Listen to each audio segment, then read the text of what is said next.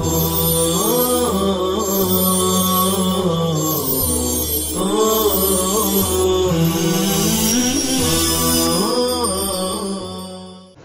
اللہ الرحمن الرحیم۔ کیف آور مضر مرحلے۔ انسان اپنی تحقیق سے یہ پتہ لگانے میں کامیاب ہو گیا ہے کہ حیوانات کے مقاصد وقتی یعنی وقتی ضرورت کے مطابق اور دور رس نتائج کے حامل نہیں ہوتے۔ حیوانات کے مقاصد اپنی ذاتی ضروریات کی تکمیل جیسے حقیر مفادات پر مبنی ہوتے ہیں۔ حیوان دور رس فکر سعاری اور دائمی اور دیر پا قائم رہنے والے انعامات اور نوازشات سے بالکل آگاہ نہیں ہوتے ہیں۔ اسی وجہ سے وقت طلب افعال اور نوازشات سے ان کو کوئی سروکار نہیں ہوتا۔ اس کے برخلاف انسان ہمیشہ دیر تک قائم رہنے والے اور دائمی انعامات و نوازشات کا متمنی اور متلاشی ثابت ہوا ہے۔ لیکن آج بھی چند انسان حیوانات کی مذکورہ فطرت کے حامل ہیں۔ وہ اپنے وقتوں کو وقتی لطف و سرور اور آرام و سکون میں بسر کرتے ہوئے زندگی کے اعلیٰ مقاصد کا خون کر دیتے ہیں۔ طلباء اگر سماج میں ایک نمایاں اور ممتاز مقام حاصل کرنا چاہتے ہیں تب ان کو حیوانوں کے اس طرز عمل سے اجتناب کرتے ہوئے وقتی آرام و لذت پسندی کے دلکش خول سے باہر آنا ہوگا۔ مندرجہ ذیل 4 دلکش اور پرفریب عادات سے طلباء خود کو محفوظ رکھتے ہوئے عظیم کامیابی حاصل کر سکتے ہیں۔ نمبر 1، مستقبل سے روگردانی کرتے ہوئے عارضی خواہشات و خوشیوں کو فوقیت دینا۔ اللہ رب العزت نے اس دنیا کو ایک نظام کے تحت قائم کر رکھا ہے۔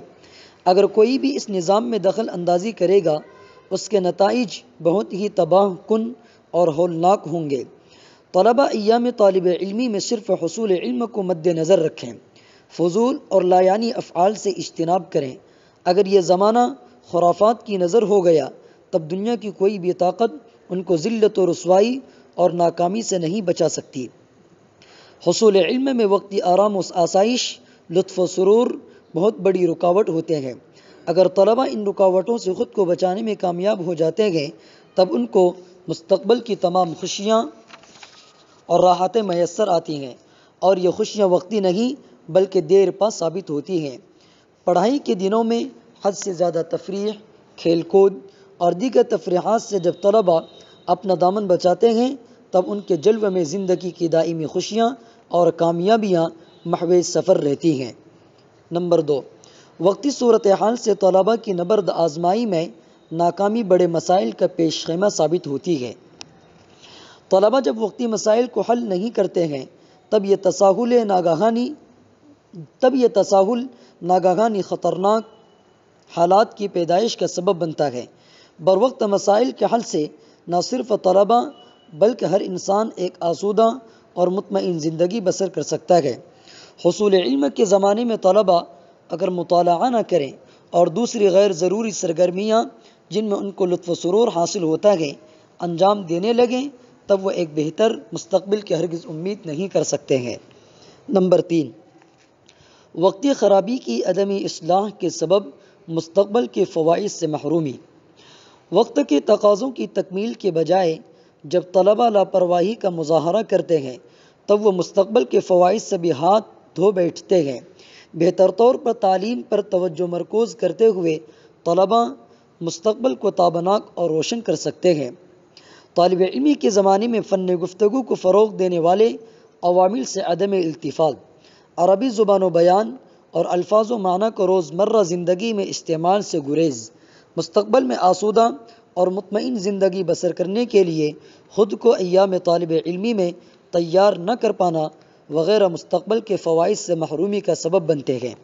نمبر 4، وقتی راحت کے بدلے مستقبل کی پریشانیوں سے بے خبری۔ طلباء اپنی لاعلمی اور فطری تجربے کی کمی کی وجہ سے ایسے افعال انجام دینے لگتے ہیں جن سے ان کو وقتی راحت، سکون اور مسرت حاصل ہوتی ہے۔ تمباکو، گٹکا، بازار بازی اور موبائل میں طلباء ابتدا میں اسی کیفیت کی وجہ سے گرفتار ہوتے ہیں، اور اسی مسرت و لطف کی وجہ سے وہ مستقبل کے مضرات سے بھی بے خبر ہو جاتے ہیں۔ یہی وقتی لطف و سکون ان کو دائمی عوارض کا شکار بنا دیتا ہے۔ طلباء وقتی راحت، مسرت اور سکون کے بجائے اپنے مستقبل کی تعمیر میں مصروف رہیں۔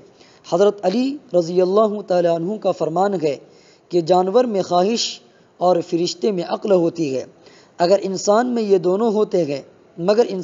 دونوں ہوتے ہیں، اگر وہ عقل کو دبا لے تو جانور، اور اگر خواہش کو دبا لے تو فرشتہ بن جاتا ہے۔ طلبہ اب طے کریں کہ انہیں کیا بننا ہے۔